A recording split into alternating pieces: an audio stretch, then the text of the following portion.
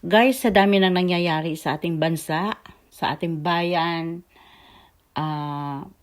malapit na ang eleksyon.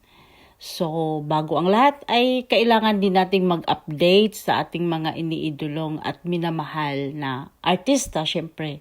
Ang ating megastar Sharon Cuneta at ang kanyang anak na si Casey Concepcion at ang kanyang dating asawa. So, update tayo ngayon guys na nakikita nyo ang update ng ating megastar Sharon Cuneta na super ganda na talaga siya. Talaga namang wala na akong masabi. Sana nakikita nyo guys, super payat na talaga si Sharon. Yung chin niya nakikita nyo, talaga namang perfect enhance talaga ang megastar. At ito naman si Gabby Concepcion ay ganun pa din, pogi pa rin ang ating minamahal na Gabby Concepcion at matutuloy na sana ang pagsasamahan nila after the election. Siguro ay medyo mayroon ng mga update doon sa kanilang pagsasamahang concert dahil kabilaan ay busy ang ating megastar dahil kumandidato nga ang kanyang asawang si Kiko Pangilinan. At nakikita nyo guys, si Casey Concepcion patuloy ang kanyang pag-yuyoga, pagpipilates. Talaga namang very beautiful ngayon si Casey Concepcion.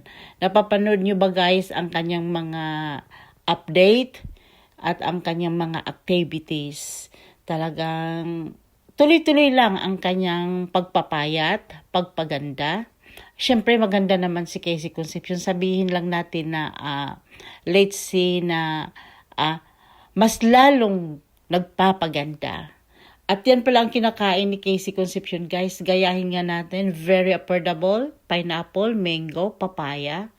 Kaya talaga namang maganda ang pasok ng 2025 sa mag-inang ito, sa pamilyang ito. Magmula kay Sharon, Casey Concepcion at Gabby Concepcion.